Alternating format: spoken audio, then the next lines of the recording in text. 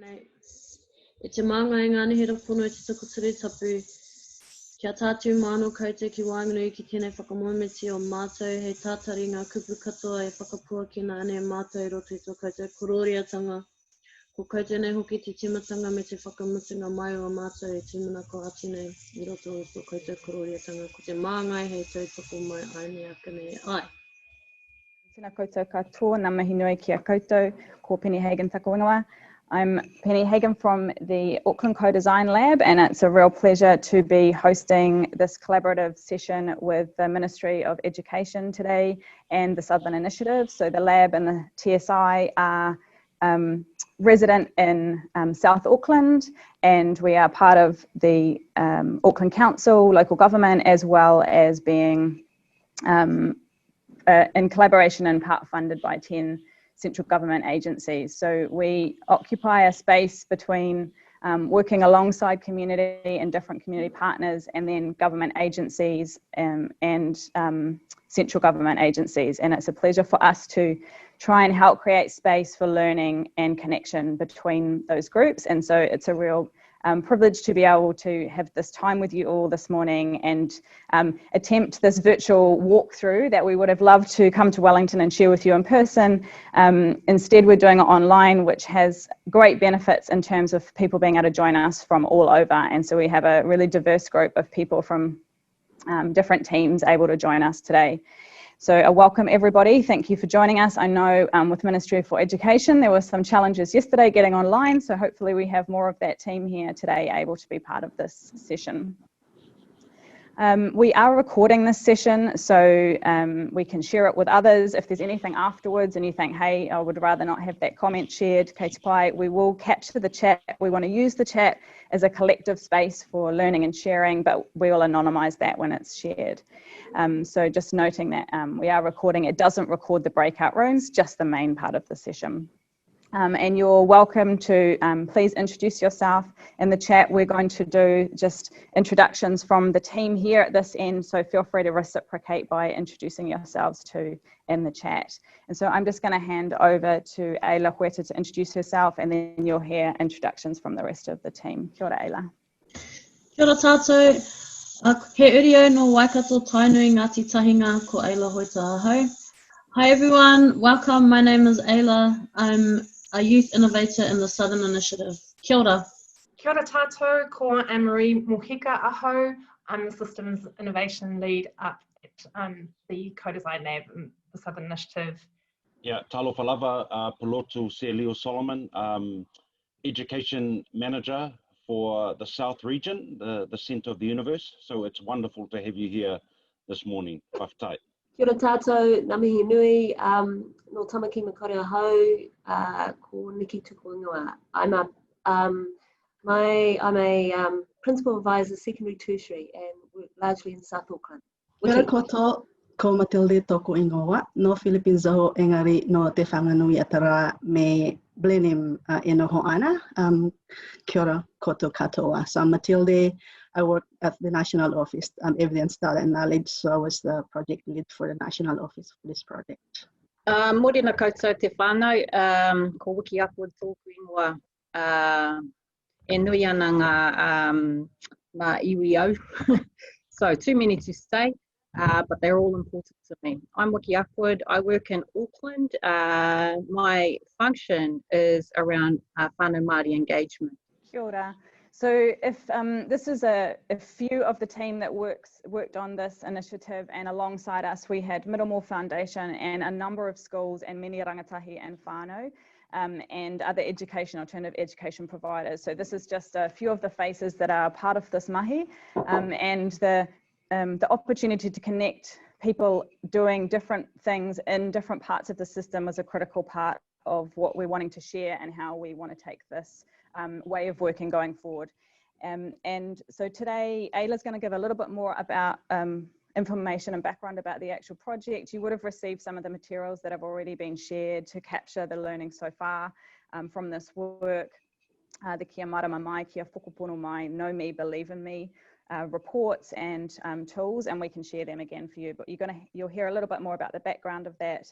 the key for this work was about working with rangatahi to understand from their perspective about attendance and well-being and what it means to be at school and how that connects into the potential of future current aspirations and values, but also thinking about how we best provide the conditions for setting young people up for prosperity in their own terms in the future. And so the work shares a lot of things that we already knew, but it grounds us right now on what's going on for rangatahi. And the things that we understood by working alongside people over the last 18 months became profoundly significant after the introduction of COVID into communities. So while we were already seeing some really important things that pointed to us about what needs to be shifted structurally in order to rebalance towards an equity perspective for young people, COVID has made those things even more profound. So we're sharing them with you today in the sense that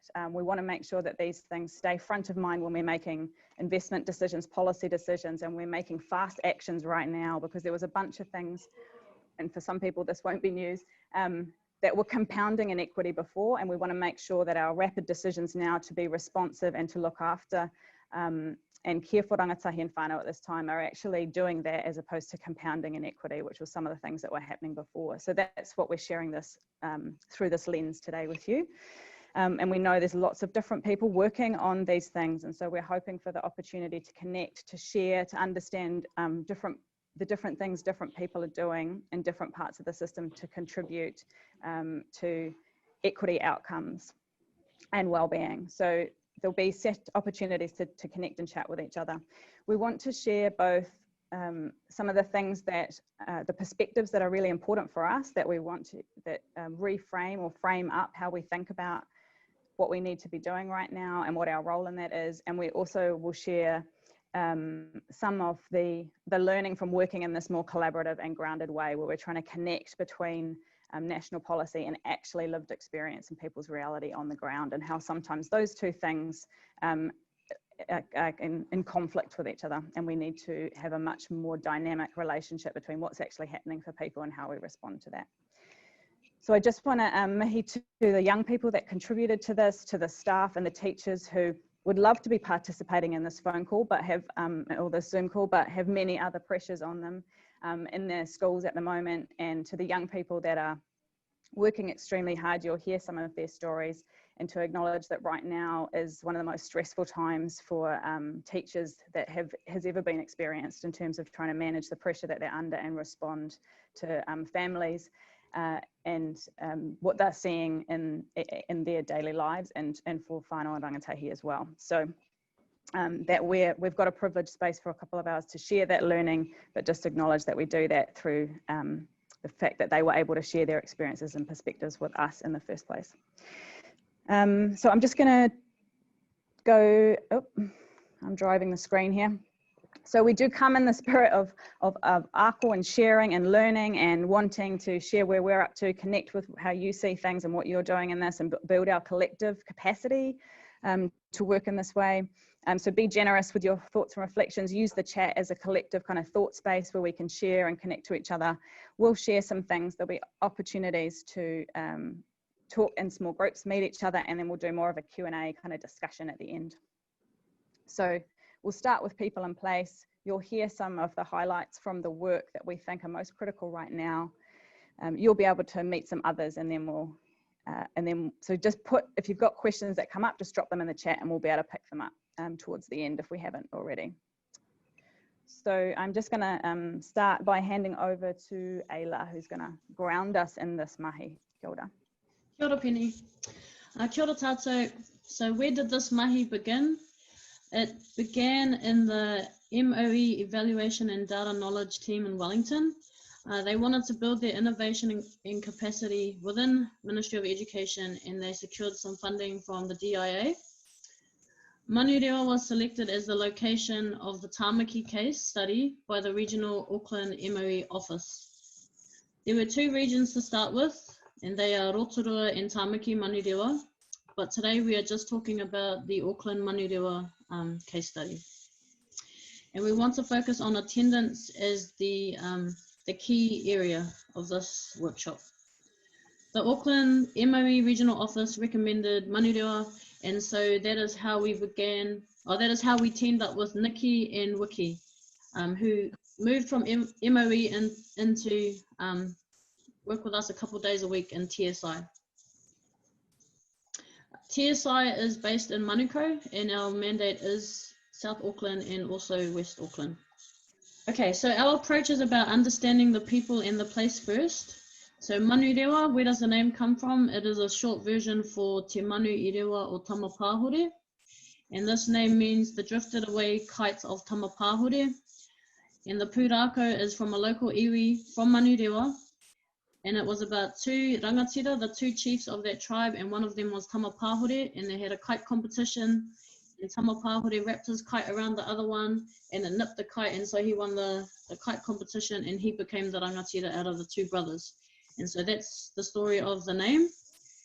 Today, the name is known to us. I live in Manurewa, and we call it Rewa, and the kids call it Rewa hard.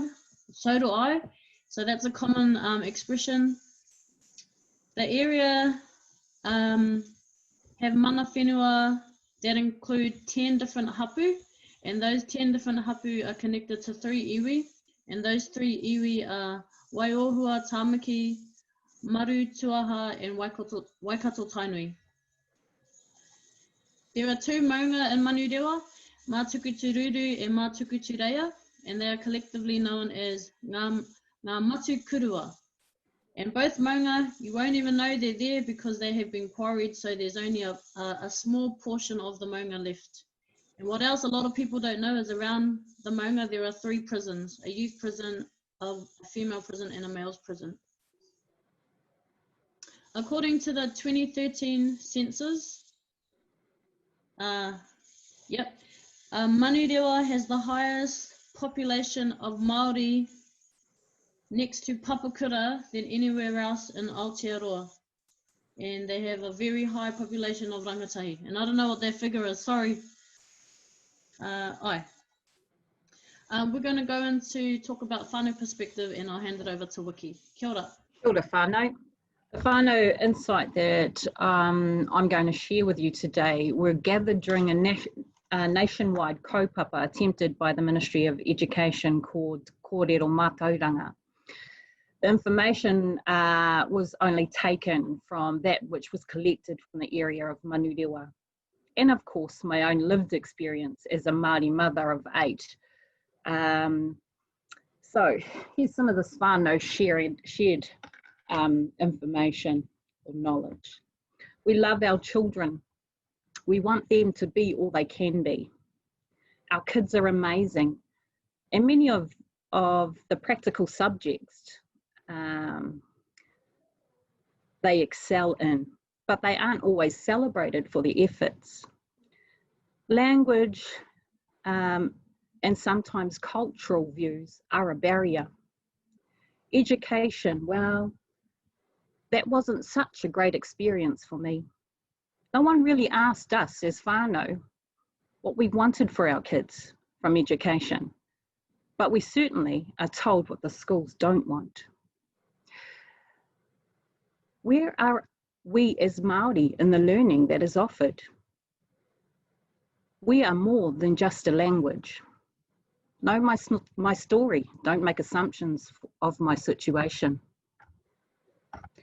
I only took a few, but from those few, of course, there's a lot of aroha, a lot of insight, a lot of learning. Whānau Māori in particular are perceived as disengaged, hands-off kind of parents. But the question is, after hearing that, are they really? I ask you all to reflect on the service that are offered to whānau. What do they look like? What are the intentions of the kaupapa? From experience as a teacher, as a mother, programs and project initiatives were often designed to fix issues. Yes, they were intentionally put together to fix an issue with meaning behind the idea.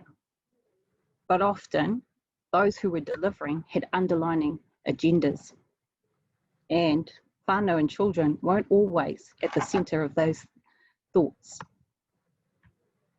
Ironically, our kōrero today highlights two that we often seek solutions for: attendance and engagement. What it actually looks like. Have we asked whānau what this means to them? Have we asked them what the solutions could be? Well, actually, whānau, we have. Here's some of their feedback. Relationships should be built upon. Celebrate success, big and small. Remove the streaming of our kids. Design learning pathways that are meaningful, intentional, and aligned to their desires, their aspirations. Know our story. Ask the question. We are not all the same. Ngā mihi e te whānau. Kia ora wiki. It is very important to understand the lived experience of whānau, and it is more important to understand the history that affects rangatahi and their whānau today. So I'm going to just quickly talk about a little bit of the history I know for rangatahi going to school in South Auckland. Because one of the key things we have learnt through this mahi is that if you don't address the history of colonisation and structural racism, we can't heal what has happened. Colonisation and structural racism plays a big part in the learning experience of rangatahi. My experience is as a mokopuna, a grandchild of this system, growing up in South Auckland by two grandmothers, because I was taken by the system from my parents and placed in SIFs, and then raised by my two nans with 7 other kids in a little 2-bedroom state house, trying to figure out how to navigate the whole system as well as the education system. There are very familiar stereotypes that are seen in our community, and it is that Māori are dumb and education is for Pākehā, and Māori are only good at sports, and that stereotypes becomes the mindset of us as we're growing up, because we can't connect to the learning. I couldn't connect to my learning, but we always excelled in PE, and I was one of those students as well.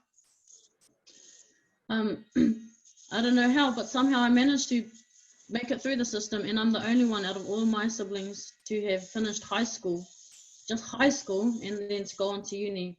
But all of my whānau and many in my community, and now I live in Manurewa and I see it here, they usually drop out of school by the age of 13, 14, 15. Yeah, so just to go back to my grandmothers who raised us, this was their experience of education. They grew up in an era where they were racially segregated. They were only allowed to walk on one side of King Street in Pukekohe. They were not allowed in the movie theatre. And then when the rule was passed that they could go into the movie theatre, they had to stay in a segregated area. They weren't allowed to use the public toilets, and they weren't even allowed to go to school. They had to build a separate school for Māori because the other parents didn't want their kids mixing with Māori. And so, as well as that, they weren't able to get homes. And if you don't believe me, you can read this book it's called No Māori Allowed. The only way they could survive was working on the market gardens and being housed in the cow and manure sheds on the market gardens and being exploited for cheap labor. And if they didn't accept that job, they would lose their job and be homeless. So they had no other option. So these are the women that raised me, who never became educated and couldn't see the value in it, only saw negativity and racism. So how could they encourage us to become educated? So what's become is that our generation, have to navigate that space ourselves and support ourselves and find other support networks to get us through. Yeah. After this slide, we're going to listen to some rangatahi and hear their voices. And one thing I will just say is that rangatahi voice is so important because they know their struggles better than anyone else, better than any of us. and they also know what will help them, and they know their own solutions. They don't need us going in with solutions. They just need us to support them and to listen to them. Yeah, when I see my family struggle, it makes me want to learn. It makes me want to become better. They don't want to be like that, and I don't want them to struggle anymore. I want my whānau to have a great life. As soon as I get a job, I want to provide for them. I want to pay for them. And I want to take life struggles off their shoulders. Something I am proud of is getting my attendance up since I've been back in term 2, and meeting this fellow and the other boys. We all have a strong bond together. At school, I felt I was different to everyone else, and my mentality was older than everyone. And when I came here, everyone was just like me, and it felt like home. Healthy whānau, mum and dad, they're taking care of us and feeding us and making sure we have clothes and a roof over our head. And I try help by looking after my siblings. I just want my whānau to be well off. I don't want them to have to worry about anything anymore. Straight up. Every day's a struggle, and I don't want that anymore. I know when I make it, straight up, my whānau is coming with me.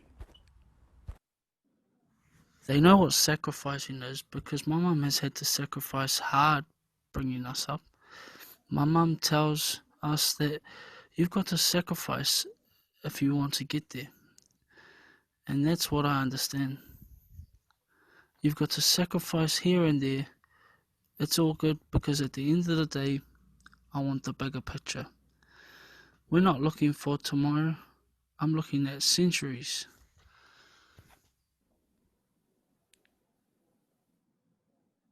Just like my mate said, to help your whānau. Maybe get a well-paid job so you can help them with life struggles and stuff. Financial struggles is what I would like to help them with the most because we are not financially stable. My English teacher, she was pretty straight up, which encouraged us. She hates racism. I don't know if that's the right way, but she loves us Pacific Islanders. And it's the way she explains stuff to us that makes us want to learn. But she tells us to write essays to our assessments. She would tell us to write about where we come from to get that. And I think that's what inspired me to learn more. My family is full of jailbirds. That is where I was heading off to as well. But then I had to realise I have responsibilities which include looking after my family at home. Yeah, I think it's definitely a stigma, associated with our community about performance and whether you are expected to perform. Inspired to learn is when the teacher is communicating with me and I am communicating back. And we just go back and forth like a conversation about my work and what we are learning about. What's been shared with us are some really powerful stories and voices from young people about their aspirations, their strengths, and what's going on for them and their realities with their feet on the ground. Our invitation for the next little bit is to hold those, for some people those stories are very close to their world, and for other people this is an opportunity to step into the perspectives and realities and reflect on how well we're connecting to those things in the decision making in our everyday. How close are we holding those different perspectives in our work at the moment? So with that invitation, but also an opportunity to connect and to think about collectively how we're positioned to act and influence, and our own inspiration and aspiration and energy that we bring to our own mahi. There's just a pause for you to meet some of the other people that are on this call and that are connected and committed to the work, either from, you might be from education or other agencies that are on here, and thinking about, we've all got different roles to play in creating the conditions for wellbeing and equity. So this is an opportunity just to connect with some other people, introduce yourself, but also we'd really like to invite you just to think about what stood out for you when you heard that voice, or you heard the kōrero from Ayla or Wiki about whānau perspective and people's experiences. So do take the time to introduce yourself, but also to consider, you know, what stands out for you. What are you hearing from your world and your perspective? So Baroka is going to pop everyone just in a group, a small group, so there's just an opportunity to connect. There'll be more opportunity to talk and unpack a little bit later on. So just take this opportunity to get a connection with some other people that are on this call at the moment. Kia ora. Kia ora, welcome back everybody.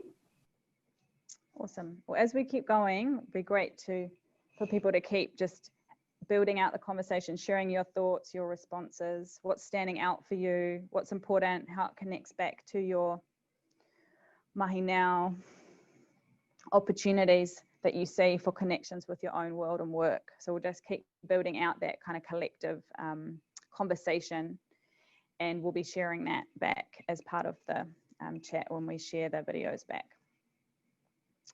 So I'm just going to hand over now to Anne-Marie, who's going to just step through some of the things that really came to the fore when listening to and understanding rangatahi's perspective that we think help us really be clear about what we need to prioritise and consider in our responses now as we set people up effectively or not for the future challenges and opportunities that are emerging quickly in this environment.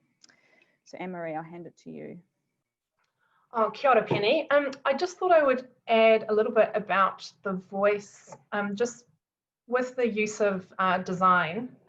We deliberately listened to a variety of voice, and just to explain that the voices you heard from the rangatahi and the audio were a mix they attended mainstream school and alternative education, as well as young people that we box into something called NEETs, but they're just rangatahi who are looking for employment and had left school relatively early.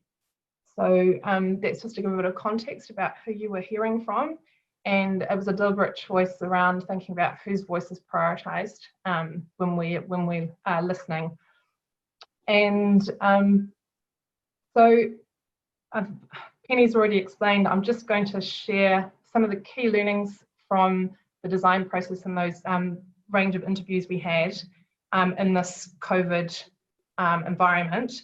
And what does it mean if you're in policy and strategy maybe, and what does it mean if you're a frontline worker? It'd be quite good to think about what it means from where you are in the system.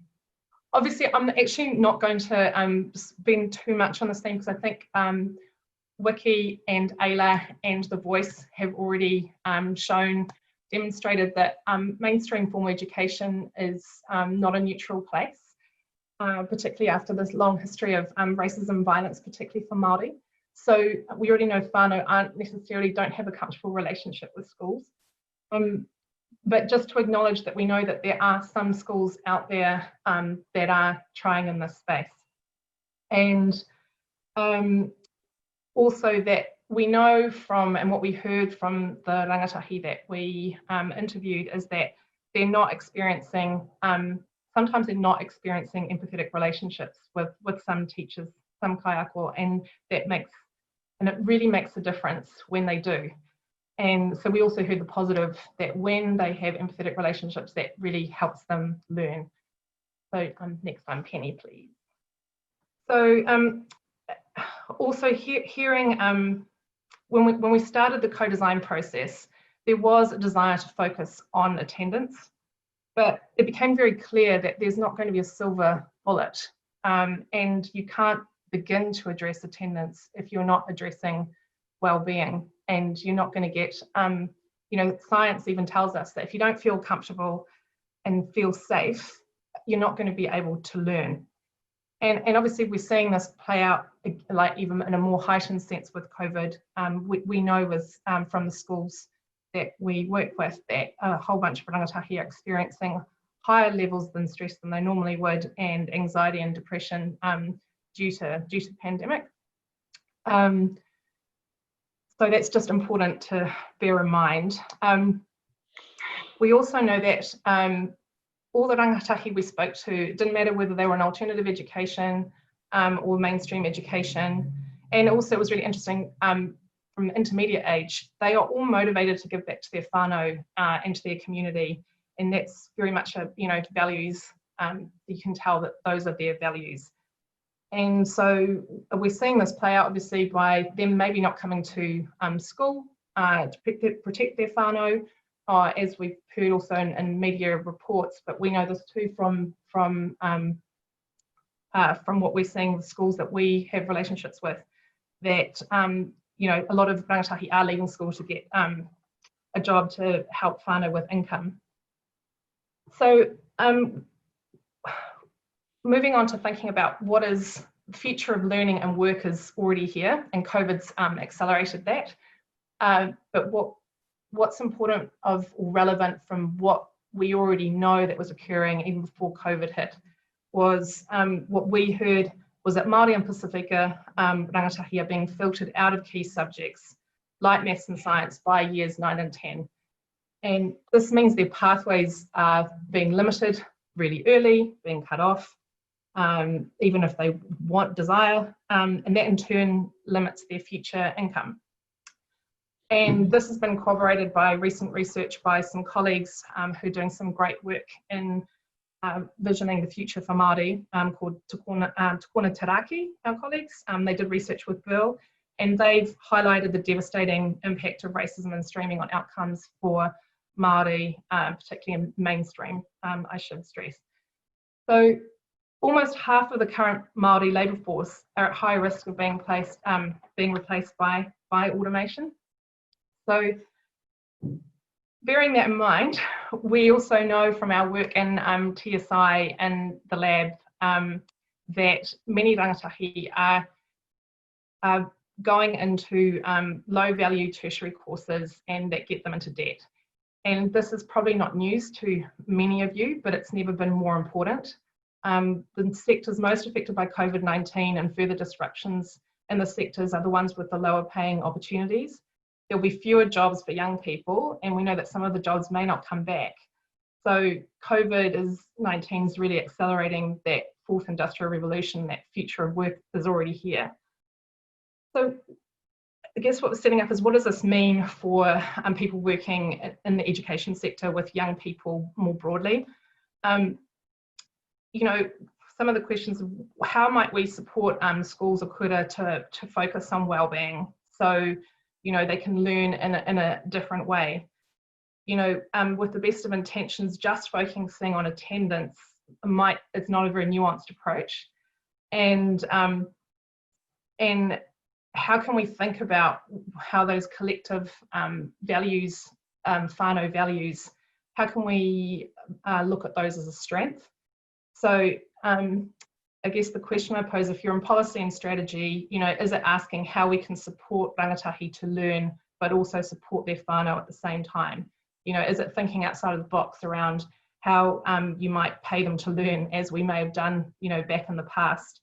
If you're a frontline ministry worker, is it identifying ways of enabling those resilient rangatahi and whānau that you've heard earlier to participate and make decisions even in a small way, even small sharing of power, in hui and discussions that they've not been able to before, maybe in the system.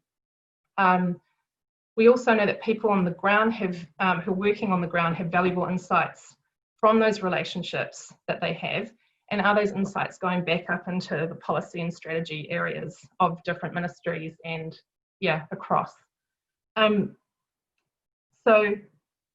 think we know from this process that allowing rangatahi design their own solutions and involving the whānau is going to be way more effective, because as Wiki and Ayla have already highlighted, they're experts in their lived experience. So when we're thinking about this emergency and now even the recovery period, is the system geared towards making it easy for community to actually design and participate in that recovery? So some of the other things, just reflections in terms of thinking again differently. We know that rangatahi need early exposure to a variety of choices and pathways, and if we want them to stay in meaningful, we want them to stay in learning it has to be meaningful. So what are the things that we know that would be helpful, you know, and that's some of the things Vicky's already alluded to about culturally grounded, you know, maths and science particularly. Are we thinking about transferable sets of skills and valuing different types of skills that could actually set them up for more future careers? And rather than adult, for example, organising a job expo, it's like let the young people design what it is that they think will be most helpful, and young people learning what the different options there may be out there. Are we making links between the education, health, social, employment sectors and local government and iwi? You know, just consider what the opportunities are for paying for work experience where in a more circular and social economy where young people are getting skills and able to help their whānau. And lastly, I just want to say during this process, something that was really important was the different relationships that we intentionally built between the different parts of the system. So, and also what kind of skill sharing and capacity build that we were doing, whether it's between TSI and schools, the regional office, Wellington, and just to say that we as much as possible, we tried to role model what it is with working with particularly rangatahi and at times with whānau when it allowed us, because when we started the process, just want to mention that we were in the middle of a measles epidemic. So,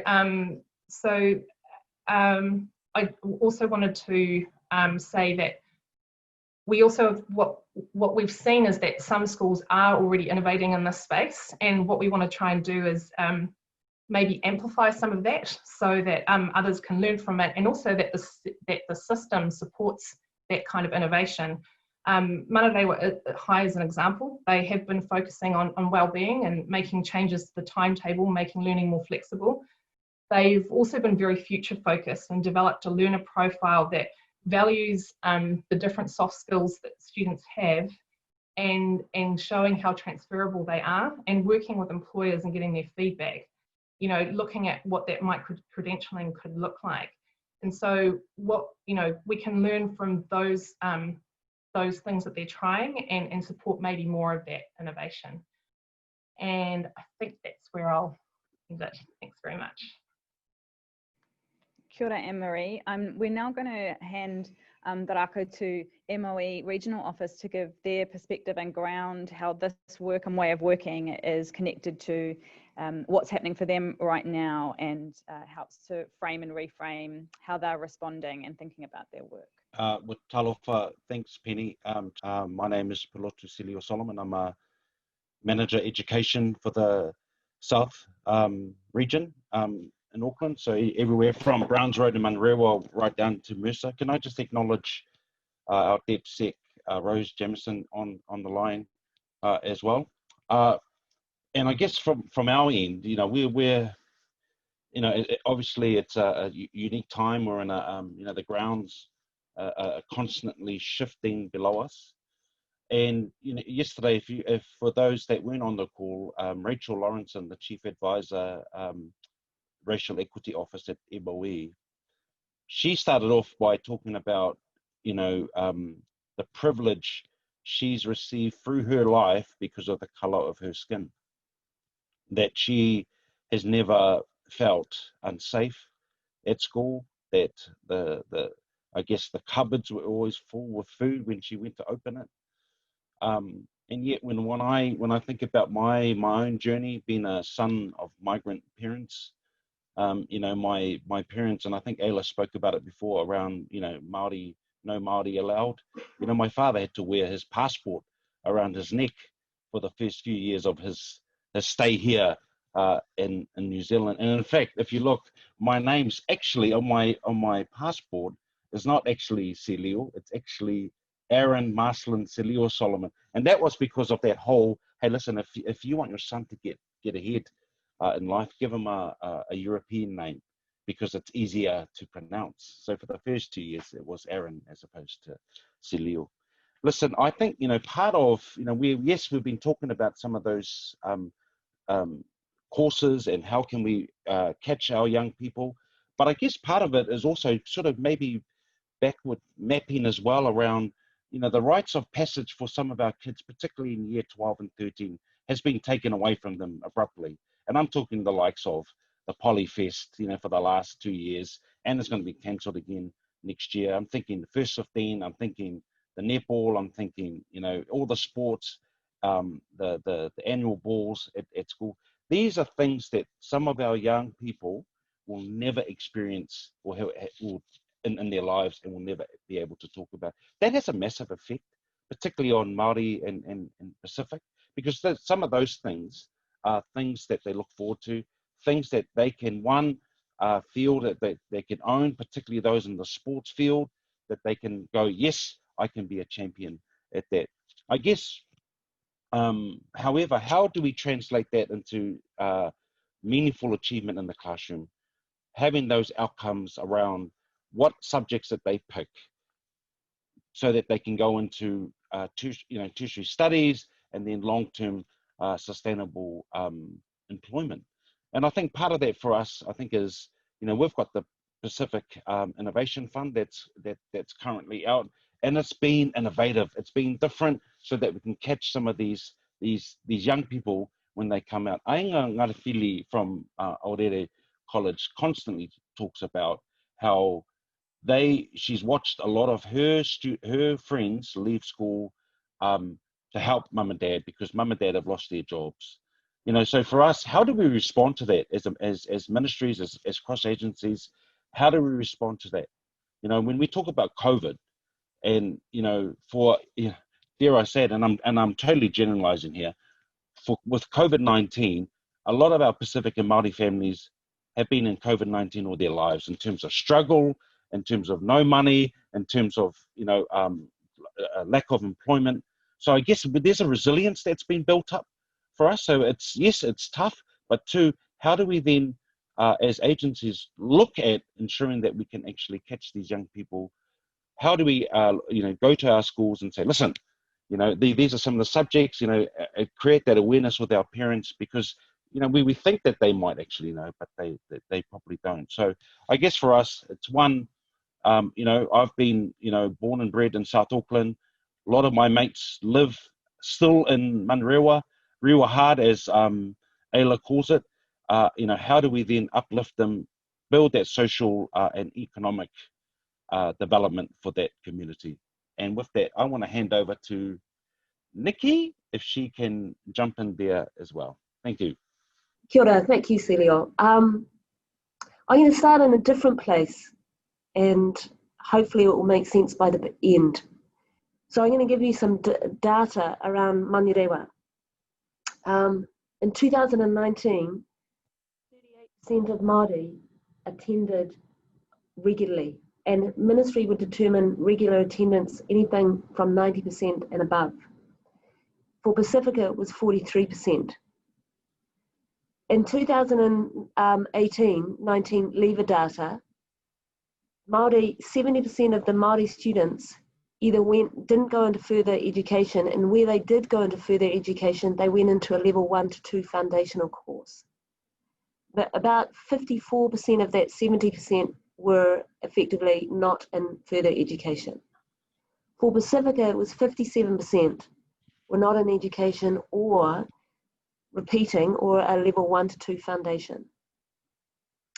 The stand downs, and this is per 1,000 students, for Māori in 2019 it was 48.9, and for Pasifika it was 54.1. So the reason I'm here is because that's usually our starting point for trying to identify or go through the process of problem definition. We start with black text or black numbers on a white field, on a white piece of paper. And from there, we try and work through a process of determining what is the problem, what is the gap, and what do we do. So the significant shift in this work, and we're seeing it around emerging, well before this and in other places, but with using voice and to get insight around lived experience. And what we heard this morning is around, we heard resilience, and we heard trauma, and we heard anger, and we heard empathy, we heard inspiration, and we also heard powerlessness. And from that, you get our starting point creates a completely different platform and landscape on which to start determining how do we address inequities, or how do we respond better to the users of the system. So I think through this work, it was really, what was another question that was kind of evolved was around the different views or the constructs around well-being. I think in the past we've used well-being as a generic term, and in education we've equated well-being to making sure that kids were sitting at school. The assumption there was that at school, that's their chance. But I think what we've seen through this process is that well-being is a highly contested place and means different things in different contexts, cultural, in different settings, and it's certainly a value-based construct. So we needed to understand that better, because the concept of well-being shapes the experience and the drivers, both, I think, the user particularly, but also the provider, which is us, the system. And that happens at a system level, but it also happens in a classroom as a teacher, as a senior leadership, whatever. But what the key thing is, what this kind of competing demands on well-being is around the risk factors that currently sit in the system for school, and they are all largely located with systemic racism. They are the things that we heard around youth loss, a sense of loss of control, a loss of access, and one of the biggest things, an inability to curate their own pathway. But on the other side of that, we also heard whānau and students talking about the protective factor of education and its ability to enable them to get jobs, to earn money, to help whānau and self. So you've got this kind of conflicting kind of message around the role of education. And then post-COVID, you saw that all double down in the idea of what well-being is. For some, it was now well-being became life and death, and the connect to school was of high risk. But then you also saw people say, we need to get jobs in order to help our family. And what we don't want to do is the people that are trying to respond to immediate, high, urgent need are limited or kind of negatively affected by not being able to access or continuing their education. So all of this leads to a kind of, certainly for our thinking in the ministry, is around how do we better respond or access information that will better give us better insight into lived experience and shape what we do. And there are lots of things that we are writing in policy. This is about policy and how it connects to the operations. So at the moment, we've got lots of things. We've got the Education and Training Act review at 2020. We've got Kahikatea. We've got the Action Plan for Pasifika Education. All of these address everything that we've talked about, but where they might have existed before. The challenge is to lift the black text from the paper and shift that into the sector. And as we've heard that, how do we shift our power, and connected to power is resource. How do we directly connect that with the sector, with the user, with the community, to shift, to certainly recognise where the intelligence sits, where the relationships are network, and therefore the capacity to mobilise many people in affecting the change. So for us in MOE, it's really about thinking differently around how we partner. What is valued partnerships? And in partnerships, how do we work more collectively with shared agency? And in some places, is how do we let go and unlearn what the system has told us for lots of time? But that's it for me. Kia ora Nikki, kia ora Celio and Anne-Marie. Thank you for laying out some of the perspectives and context and grounding that in different ways through your own perspectives and your own kind of sphere of influence and experience. The invitation now is for everybody on the call to do this also and have a conversation about what you're hearing, what this means, how already you're perhaps activating and reframing under these kinds of ways of working, or how we could be much more intentional about how we choose to respond and structure system conditions around these much more generous and broader ways of thinking about well-being. So what we're doing at the moment is maybe really understanding what's going on, but then our actions still are shaped in a very Pākehā or tauiwi way about what's right or what's good, or perhaps a very singular way or a siloed way about what's right and what's good. And what we're being offered is a much richer, broader definition of what's valuable, what's good, and how great learning and strong starts can be supported and enabled. So how do we continue to hold that much broader, richer concept of what's good and what can be enabling for young people and whānau as we're going through our work? So many of you will already be doing work that you can share with others. For others, it might be an opportunity to reflect and say, okay, right now, the kinds of things that are coming into my world, how can I ensure that these lenses are applied and that the decision making is informed from the perspective of rangatahi and whānau, not just from perhaps somewhere where there's less proximity to that reality. So it'll be about 15 minutes to connect with others on the call. Again, introduce yourselves if you haven't met, take that time to connect, and then the invitation is to just share on what you've heard and what this means in your space, the ways in which you're enacting on these kinds of things already or could do. So Baruch will do that magic thing where we all go into little rooms together and we'll see each other soon. Kia ora.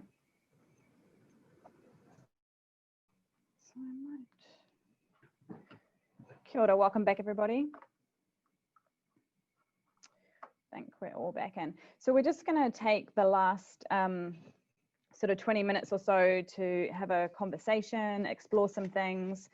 I'm going to ask a couple of questions back to the team, but also hopefully if we've got time, we'll have an opportunity for others to contribute some thoughts as well. Keep popping things in chats if you've got any specific questions that you want us to explore. I just want to first check in whether there was anything, Nikki or Celio, that you wanted to bring back to the group that was triggered from the conversations that you're having. So in terms of contextualizing this around how we, because a lot of what we're hearing, we know has been the case for some time.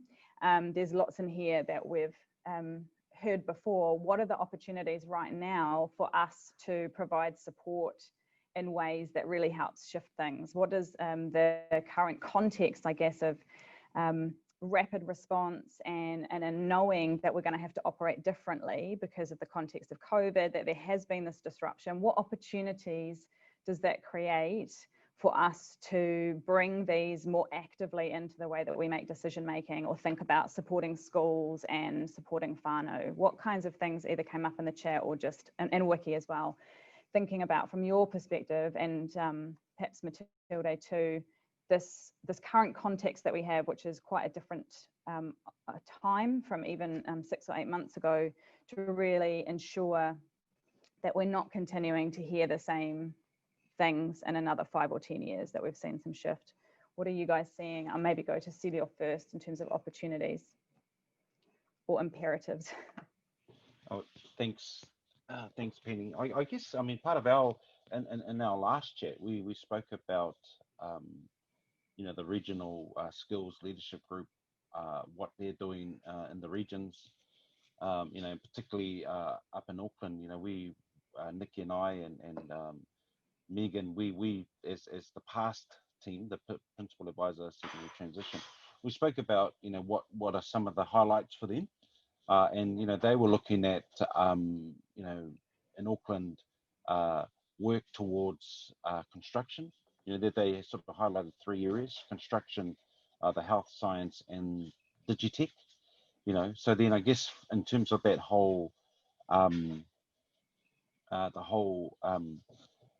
let's see how we collectively can work across, from MOE to NZQA to cross agencies around how can we not, maybe steer our young people around going into those sectors or those professions, but how do we ensure that even from a career advice point of view, how are they ensuring that the right subjects are taken, the internals, the externals, and making the families aware that these are some of the growth areas, but also as a ministry, sort of highlighting some of those areas as well. Nikki? Nikki, you're on mute.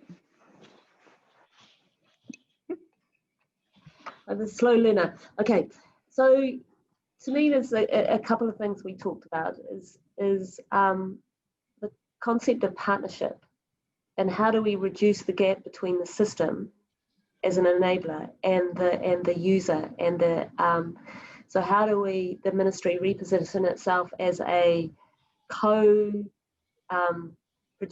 co-designer, co-partner, rather than the lead who has the total agency for change. So how do we gift that power and share that power and the resource back to the sector? We talked about how do we continue to build platforms for rangatahi to shape and influence. And we talked about at the end of our group, we said that all of us in the next week will make sure that whatever meeting we were in, we will bring the case of having rangatahi at the table, wherever we were.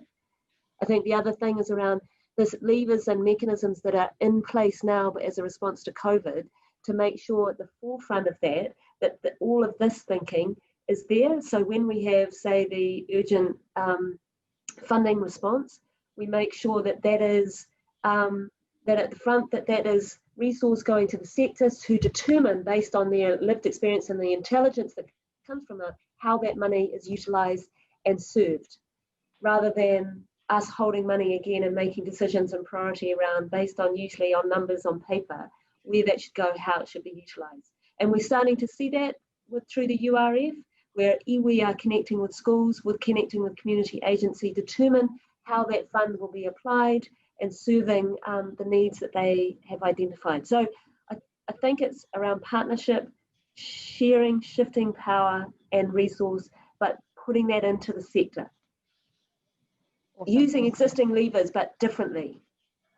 Thank you. I'm just going to keep building on that for a second, because I think you've both touched on something really important, and it may be that Wiki, you would like to jump in, or Matilde, but one of the things that you've talked about is the shared responsibility and the opportunity for collective, and that in terms of setting up the conditions for young people to have the opportunities and the confidence and the support that is that builds on their strengths and aspirations. That's really a collective effort, across business, across MOE, across all of our agencies.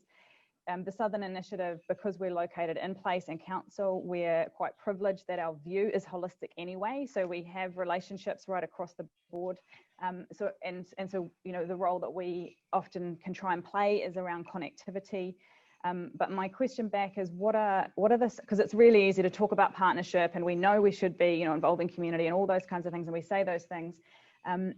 But what are the things that, in a way, we set ourselves up to fail in the system that actually make that harder, that we could look to shift so that partnership was generally easier? Because we say it, but then when we look at the complex lives of schools and the dynamics and the burdens of some of the things that they have to do on a daily basis, we haven't necessarily set ourselves up for the best forms of collaboration. People are very busy delivering on everything they have to do right now, right across the board. So we find as a group that's our intention is to support collaboration, to support people to connect more. That one of the greatest things is that it's very hard to do that whilst you're still delivering on another set of outcomes and measures and reporting. Yeah.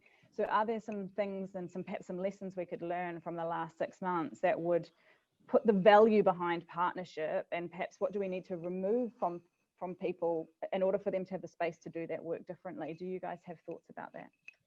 I've got something to add in that space around whānau. So we assume that it's just too difficult, but we haven't asked them the question. The assumption, like you've just highlighted for us, is that schools aren't in a place to participate, but they want solutions and results in these areas. So how do we make the time? Is that part of business as usual? Is it not? Should it not? There's many questions, but one thing that comes to light every time we kōrero in this space around deficit theories is the barriers. And actually, we just need to take them away and look at what we're trying to achieve and then action that. One thing that I took from our kōrero is the idea, thank you, Charlotte, the idea to support our kids around emotional articulation. I think there's so much power in that, but the power to offer that to their whānau too, because they only know what they know. Can I add one more thought to that? You know, lots of, in education anyway, we talk about localized curriculum. So it's, again, it's a lever that sits in, but if we really push that out and then gave kids opportunity, like we did in this project, where 2 people from MOE worked inside of TSI, what if kids could be working in different and shadowing different spaces without compromising their education? So it is, I think, systems, system exists, and if we put more flex, you can do stuff without compromising, but it means moving out of the way, or it means, you know, thinking, like in the last example I gave you around the URF, one of our thing was, our pressures was making it an urgent response. We put it out really fast because we thought that was well-being.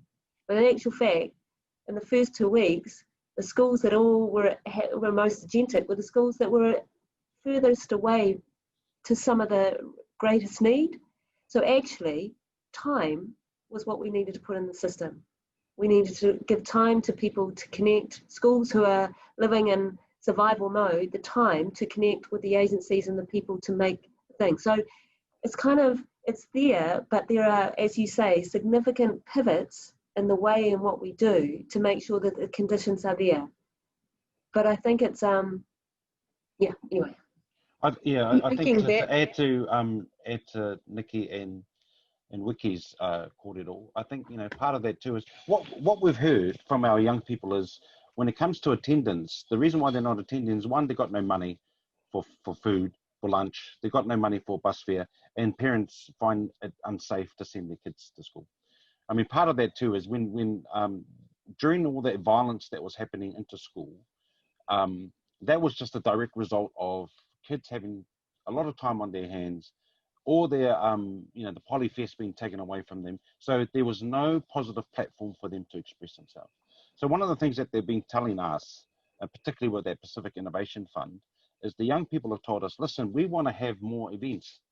We want to have more things that are non-competitive, but it's an opportunity for us to express ourselves on a positive platform. You know, and part of that too was also, how can they have, and this is coming from them, is that how can they have a leadership conference where they pick the people that they think will actually be meaningful for them in terms of guest speakers, in terms of sessions, in terms of workforce. And one of the things, when they had that peaceful march on Otahuhu, organized by the young people, you know, one of the slogans that was there was, the hood knows how to cure the hood. You know, so it's going back to what Nikki spoke about around the localized issues, going back to what Wiki was talking about. We need to get the money to the whānau. The whānau needs, you know, and how do we give it to them so that, 1, they feel safe, 2, they can eat and go to school, and 3, attend school.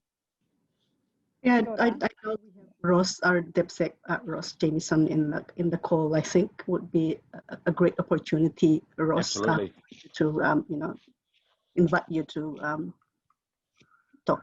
Well, tell us anything. Ross,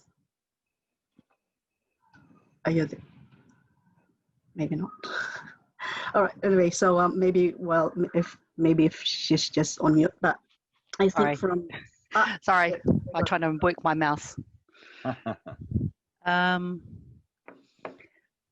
I don't know. I do like the ideas that Celio just said, but I think the earlier conversation we had in our groups is it's always easier to get localized solutions, but it's very difficult to scale in education consistently. So you have to work out how do you design the system to be able to do that. But at some point still make it localized, and that's actually quite a hard gig. I absolutely think we should fund whānau directly and communities more directly. Education's not good at that currently. It is moving a little bit more that way, but it's very hard to share power in the space of knowledge and education. So it's very hard for the system to recognise there are other funds of knowledge and other areas of expertise, and how do you fund those? The system's not set up to do that well currently, I don't think, and that from a system perspective would be one way to get better change. And I suppose the only thing I would say is none of this is new. I agree with Celio. COVID-19 it's just reality for many people all the time. So it's brought to the forefront equity, but you have to really work through how do you fix this more permanently rather than because we're having a pandemic. The pandemic's just highlighted what was already there. So you really do need systemic ways of thinking about it, and you really have to think about what you're going to do differently, because all this is stuff we've known for 30, 50, 150 years. That's about all I've got to say. Got a Rose. Can I add to that a little bit, Penny? Rose is quite right. Education knows their piece, their part in this, and we have struggled with sharing what it looks like to find solutions, but not all the solutions lie within our piece. I mean, there are social issues that implicate or impact how our kids feel and how or why they don't attend.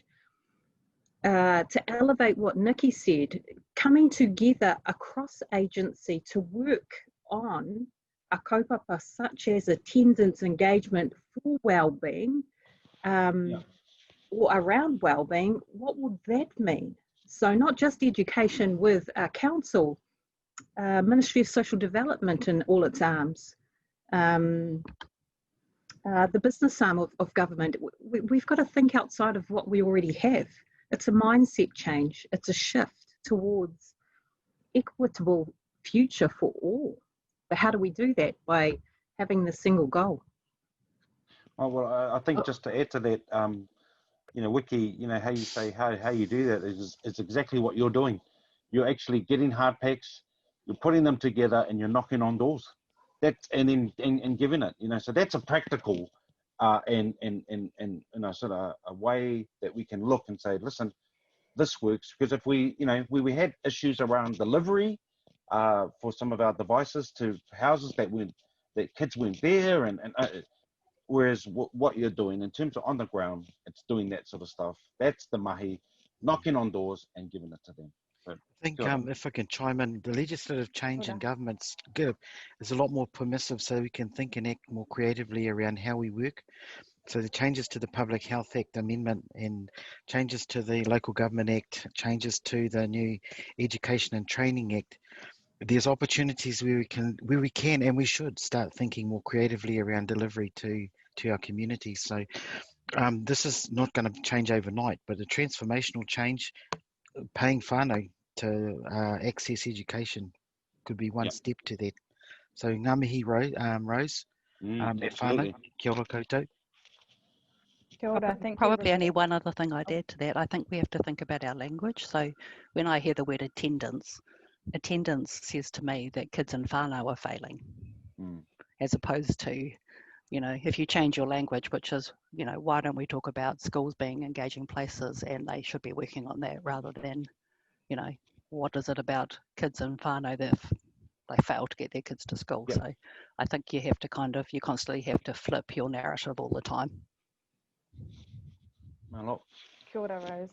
And that, I mean, that speaks really strongly to the intent of this mahi, which was to say attendance isn't the right start point. So how do we start through that broader frame? So just want to really tautoko everything that everybody has just said, and thank you for your contributions, which just help, particularly talking about the systemic response. And certainly what's put forward here is less about the new and more about how particularly important it is that it be at the forefront of decision making at this time when we are making rapid investments that are going to set particular conditions for the next 10, 15 years for young people. So and I just want to talk into this idea of the systemic change, because what was brought up really well in the korero just then around this idea of capacity and what is useful to be putting into the system. And certainly as a team that's responsible for trying to partner, and we try and understand and model and demonstrate what power sharing means. And it's an incredibly hard thing for a government agency to do, and we often think we've got the right answer. What does that look like? Oh, we've got some resources to bring to you and that's going to help us partner.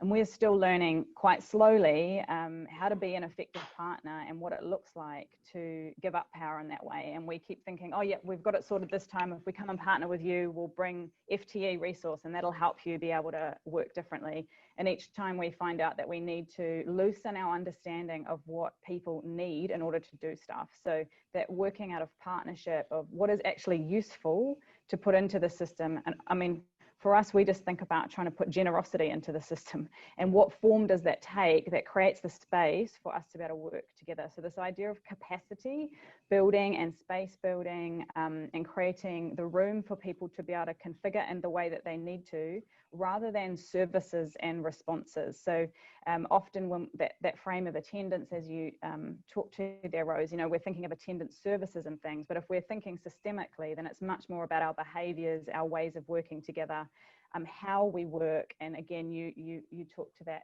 Rose, those are really fundamental, quite vulnerable changes in our understanding of expertise, who gets to make the decisions, what knowledge is. Those are much deeper shifts. And so I think one of the things that this initiative highlighted is, if we're going to call it innovation, that's actually the innovation. The innovation is in how we work together, being brave enough to collaborate and to let go and to devolve decision making, and the capacity for us to learn how to do that, rather than innovation resulting in some kind of silver bullet fixing things. That's a different, so we need shifting. If we want to use the word innovation, it's really shifting that the innovation is the slow work, the hard work, the uncomfortable work that allows a different set of conditions to emerge and be enabled, rather than how we found a solution to a really complex, long systemic problem. That's very, that's not the way we're going to get there. So I think that the way that you've talked to those things, everyone, really sets up for us this idea of kind of unpacking that innovation as an unlearning. So I just, we've got to almost the end of our time. I just see if there's any other one comment that anyone from MOE wants to make. Please feel free to keep probably will add, something, and this was a conversation that I had with the previous Deputy Secretary of Evidence, Data and Knowledge, Greg Jones, who actually, initiated, sort of started this project.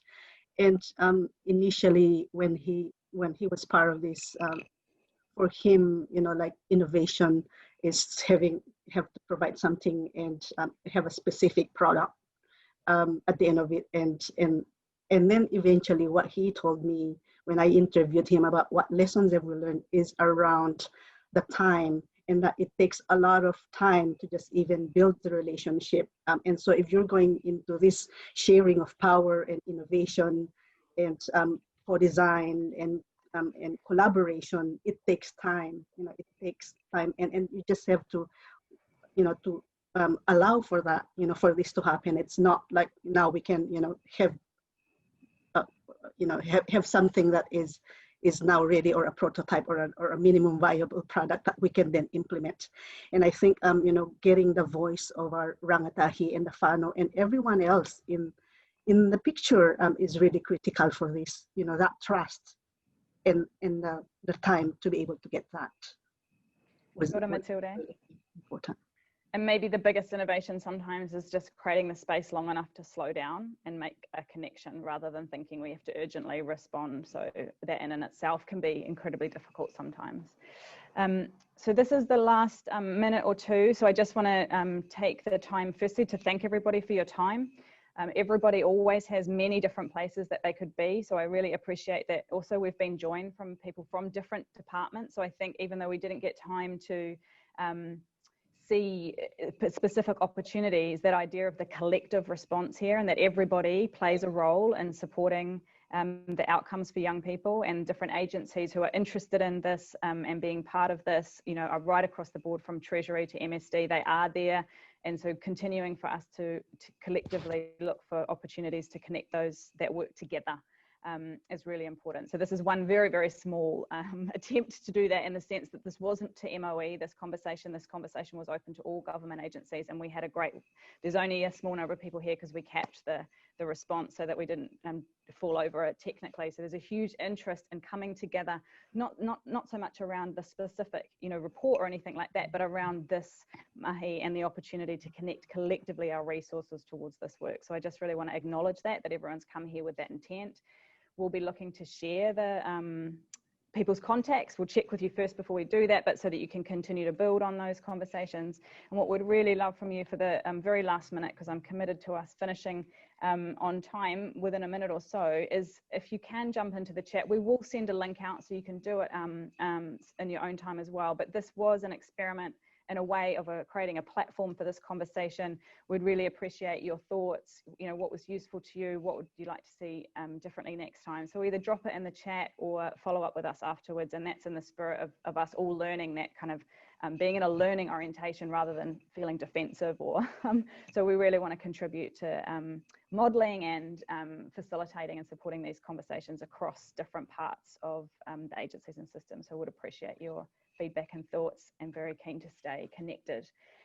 This is just one part of ongoing mahi, so we'll be back to share more with you. Always looking forward to hearing and sharing from others, so feel free to get in touch. And I will just hand it over now back to Celio to close for us. Kia ora, everybody. Oh, talofa, can you hear me? Yep. Talofa, thanks, Penny. And firstly, can I just thank you and TSI and your team for pulling this together, particularly over the last 2 days in the presentation. I just really want to thank you guys for your work and what you have done. Can I also acknowledge Rachel Lawrenson was doing some work, Nikki Glasgow, and also obviously Wiki for them and what they've done as well. Just want to acknowledge everyone here today, particularly our DepSec, Rose Jamison, for her being on here for the last 2 hours. We know you're really busy, Rose, so you know, just to have you on just signals to us your commitment and I guess the ministry's commitment around helping our young people in not only just Manurewa and South Auckland, but across the country. So just want to acknowledge you with that. So with that, I will close with prayer if there's nothing else. Let us pray. Le tapa au oi I langi. Le pa ia lo swafa. Lord, blessed be thy name. Wa mai on mātou whanatanga male manuia. Our meeting is ended in good health. Whawhtai loa lofa ia ia mātou. Thank you for guiding us through in your love. Whawhtai tau mai. Wa mawhai ai ona. Soi lau pule. Te mata upu ese. I le mātou talonanga. Thank you for giving us the wisdom, enabling us to talk through the issues in peace and in your holy name. Pui pui mai le mātou e whalawelawe, ma le wha oso o songa. Protect us from troubled waters and temptations. Vi ia pe lo swafa, we bear always in your holy name. O le swafa ta mā, male alo, male nganga pa ia. Amen. Whawhtai. Thank you very much, everyone.